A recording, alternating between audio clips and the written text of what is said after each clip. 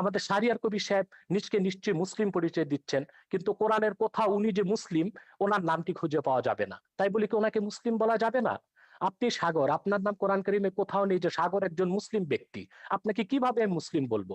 কে মুসলিম কে অমুসলিম সে সংজ্ঞা কোরআন দিয়েছে। সেই সংজ্ঞা অনুযায়ী যে যুগে যে লোক আসবে, মুসলিমের সংজ্ঞায় যে সংজ্ঞায়িত হবে তাকে আমরা মুসলিম বলবো, অমুসলিমের সংজ্ঞায় যে সংজ্ঞায়িত হবে তাকে আমরা অমুসলিম বলবো।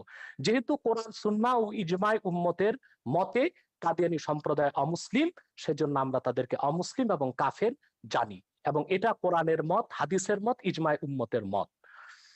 ধর্মনিরপেক্ষতার বিষয়ে বাংলাদেশের যে বিষয়টা আসছে, আবারও আমি বলবো, যেহেতু বঙ্গবন্ধু তিনি ধার্মিক লোক ছিলেন এবং তিনি পাশ্চাত্য ধর্মনিরপেক্ষতায় বিশ্বাসী ছিলেন না, ওনার ধর্মনিরপেক্ষতার সংজ্ঞা ভিন্ন ছিল, তাহলে সংবিধানে ধর্মনিরপেক্ষতা শব্দটি পরিবর্তন করে বঙ্গবন্ধুর মতাদর্শের জুৎসই একটি সংজ্ঞা দিয়ে দিলেই তো সুন্দর হয়ে যায়। চতুর্থ যে বিষয়টি শাহরিয়ার কবির সাহেব বলেছেন, মৌলবাদী। মৌলবাদ আর উগ্রবাদ এক জিনিস নয়। আমরা প্রতিটি মুসলিম নিজকে মৌলবাদী মনে করে থাকি। মৌলবাদ শব্দটার উৎপত্তি কোত্থেকে? ফান্ডামেন্টালিজম, এটা কোত্থেকে এসেছে? ইউরোপে যখন রেনেসাঁ বিপ্লব হয়েছে, সেখানে খ্রিস্টানরা দুই ভাগে বিভক্ত হয়েছিল, ক্যাথলিক, প্রোটেস্ট্যান্ট। প্রোটেস্ট্যান্টরা বিশ্বাস করত আক্ষরিক অর্থে বাইবেল ঐশ্বরিক, আর ক্যাথলিকরা বিশ্বাস করত আক্ষরিক অর্থে বাইবেল ঐশ্বরিক নয়। তখন ক্যাথলিকরা প্রোটেস্ট্যান্টদেরকে ফান্ডামেন্টালিস্ট বা মৌলবাদী আখ্যায়িত করেছিল। সেই হিসেবে যদি আমরা আক্ষরিক অর্থে কোরআনকে বিশ্বাস করার কারণে মৌলবাদী হয়ে থাকি, অবশ্যই আমরা মৌলবাদী, এবং সেই মৌলবাদকে আমরা লালন করি কোরআনকে আক্ষরিক অর্থে বিশ্বাস করার কারণে। আর যদি উগ্রবাদ সেই অর্থে মৌলবাদী বলা হয়, তাহলে আমরা বলবো আমরা মৌলবাদী নয়, আমরা পরামর্শহীনচু। আমরা খেলাফতি বিশ্বাসী, ইসলামের মূলে বিশ্বাসী, এবং ইসলামের রাজনৈতিক আদর্শে বিশ্বাসী। খেলাফতটা কিভাবে কায়েম হবে একটু ব্যাখ্যা করেন। হ্যাঁ, খেলাফত বিভিন্নভাবে কায়েম। যে কাজটি এখন বাংলাদেশে হচ্ছে, জনমত তৈরি করা হচ্ছে, যারা ইসলামী রাজনীতির পক্ষে তারা আলাপ আলোচনার মাধ্যমে, ওয়াজ নসিহতের মাধ্যমে মানুষকে এটি বুঝাতে সক্ষম হচ্ছে ইলেকশন কোরআন সুন্নাহর না, কোরআন সুন্নাহর রাজনৈতিক, সেটাও বলছি, না আপনারা কি ইলেকশন করে করবেন না সেটা বলছি আমি। কোরআন সুন্নাহর রাজনৈতিক আদর্শ হচ্ছে শুধুমাত্র খেলাফত। প্রথম হচ্ছে থিওরিক্যাল, আমরা সেই থিওরিক্যাল বিশ্বাসটি মানুষের মধ্যে গড়ে তুলছি, একসময় মানুষ খেলাফতে বিশ্বাসী হবে। এখন যদি সেই খেলাফতকে প্রতিষ্ঠা করতে যে আমাদেরকে ইলেকশন করতে হয়, সেটা ইলেকশনকে খেলাফত সমর্থন করে না। কিন্তু শরীয়তের একটি অন্যতম উসুল হচ্ছে যে আয-যারুরাতু তুবিহুল মাহযুরাত। আরেকটি উসুল হচ্ছে আয-যারুরাতু তাতাকাদ্দারু বিকাদরি যারুরা। বিশেষ প্রয়োজনে, আপৎকালীন মুহূর্তে যা নিষিদ্ধ তা সাময়িক সময়ের জন্য করা যেত পারে। অতএব ইলেকশনের মাধ্যমেও যদি রাষ্ট্র ক্ষমতায় যে ইসলামপন্থীগণ খেলাফতকে প্রতিষ্ঠিত করেন, তারপরে রাষ্ট্র ব্যবস্থার নীতি পরিবর্তন করার অথরিটি তারা পাবেন। তৃতীয় যে বিষয়টি আমি বলবো, যে আজকে সারা পৃথিবীতে গণতন্ত্র সমাজতন্ত্র ব্যর্থতার পরিচয় দিয়েছে। গণতন্ত্র সমাজতন্ত্র ধর্মনিরপেক্ষতা কাগজে কলমে আছে, বাস্তবতায় পৃথিবীর কোথাও নেই। বরং পৃথিবীর শক্তিশালী রাষ্ট্রগুলো এখন খেলাফত ব্যবস্থার দিকে ধাবিত হচ্ছে অঘোষিতভাবে, প্রচার না করে। যেমন মস্কোতে সোভিয়েত রাশিয়া ভেঙে যাবার পর এখন পুতিন ক্ষমতায় এসেছে, সে অনেকটা একনায়কতন্ত্রকে গ্রহণ করেছে। সেখানে গণতন্ত্রের দোহাই দিয়ে দীর্ঘমেয়াদী ক্ষমতায় সে আছে, অর্থাৎ একজন ব্যক্তিকে রাষ্ট্র পরিচালনায় তারা পছন্দ করে নিয়েছে, যেটা অনেকটা খেলাফতের কনসেপ্টের সাথে মিলে যায়। চায়নাতে প্রধানমন্ত্রীকে আজীবন ক্ষমতা তারা দিয়েছে, সেটাও খেলাফতের সাথে অনেকটা সাদৃশ্য অবলম্বন করে। মূলত খেলাফত ব্যবস্থার মাধ্যমেই একটি কল্যাণময় রাষ্ট্র হতে পারে, এমন একটি রাষ্ট্র হতে পারে যেখানে ইসলামের সমান অধিকার সংরক্ষিত হতে পারে, পাশাপাশি অন্যান্য ধর্ম সমান অধিকার লাভ করতে পারে। খেলাফত 1300 বছর পৃথিবীকে নেতৃত্ব দিয়েছে। সেই খোলাফায়ে রাশিদিন, তাদের পরে খেলাফতে বনি উমাইয়া, খেলাফতে বনি আব্বাস, এবং অটোমান সাম্রাজ্য যেটাকে বলা হয় খেলাফতে উসমানিয়া, 1924 সাল পর্যন্ত বিশ্বকে নেতৃত্ব দিয়েছে। এমন কোন ইতিহাস পৃথিবীর কোথাও খুঁজে পাওয়া যাবে না তখন অন্য ধর্মের উপর নির্যাতন নিপীড়ন হয়েছে, অন্য ধর্মের মানুষের অধিকারকে ক্ষুণ্ণ করা হয়েছে।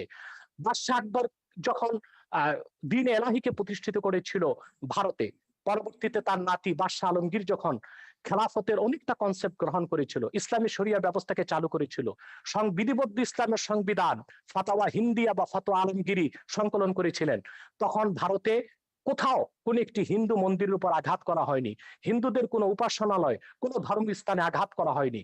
হিন্দুরা অত্যন্ত অবলীলায় এবং সুন্দরভাবে তাদের ধর্ম পালনের সুযোগ পেয়েছে। অথবা খেলাফত রাষ্ট্র প্রতিষ্ঠিত হলেই অন্য ধর্মের মানুষ তার ধর্মীয় অধিকার পালন করতে পারে এবং সুযোগ সুবিধা গ্রহণ করতে পারে। এবং পৃথিবীকে একদিন আবার ফিরে আসতে হবে খেলাফতের দিকেই, এবং মুসলিম বিশ্বগুলো আবার খেলাফতের দিকে ফিরে আসবে, সেটাও একটি চিরন্তন সত্য কথা। আপনাকে অনেক ধন্যবাদ। প্রায় 20,000 মানুষ এই মুহূর্তে একসাথে আমাদের অনুষ্ঠানটি দেখছে। দর্শক, আপনারা অবশ্যই 20,000 মানুষ যারাই দেখছেন তারা অবশ্যই আমাদের পেজটিকে লাইক দেবেন, এবং আমাদের যে ইউটিউব চ্যানেলটি আছে সেখানে একটু পরে এটা আবারও প্রচারিত হবে, সেখানে আপনারা দেখতে পাবেন। যারা প্রথম থেকে দেখতে পারেননি তারা অবশ্যই আমাদের ইউটিউব চ্যানেলটিকে সাবস্ক্রাইব করবেন। জনাব শাহরিয়ার কবির, আপনার কাছে আসছি। আপনার অনেক শুনেছেন জনাব ডক্টর এনায়েতুল্লাহ আব্বাসীর কথা। আপনার কাছে আমি আরেকটি প্রশ্ন করতে চাই যে আপনি ধর্মীয় আলোকে শিক্ষা ব্যবস্থার ঘোর বিরোধিতা করেছেন এবং কিছু কিছু বিষয়ে আপনি অনেক আপত্তি তুলেছেন বিভিন্ন সময়ে। সেটা আসলে যদি বাই চয়েস হয়ে থাকে যে আমি ধর্মীয় শিক্ষায় শিক্ষিত হতে চাই, সেখানে সমস্যাটা কেন, আপত্তিটা কেন? না, ধর্মীয় শিক্ষা তো আমি কখনো বিরোধিতা করিনি। আমি কখনো বলিনি মাদ্রাসা ব্যবস্থা তুলে দিতে হবে, যদিও আমাদের সংবিধানে আছে একমুখী শিক্ষা হতে হবে। আমরা বলেছি বিশেষ করে কওমি মাদ্রাসা নিয়ে, যে কওমি মাদ্রাসায় যারা পড়ে, আমাদের দেশের গরিব মানুষের ছেলেরা এখানে পড়ে, এতিমরা পড়ে এখানে। কারণ এই একটা বৃহৎ সংখ্যক ছাত্ররা তরুণ গোষ্ঠীকে আমরা কেন ওই উগ্র মৌলবাদীদের জিম্মি করে রেখে দেব? এখানকার ক্যারিকুলামে কিন্তু আমাদের কোনো হাত নেই। এরা বাংলাদেশের মুক্তিযুদ্ধের ইতিহাস জানে না।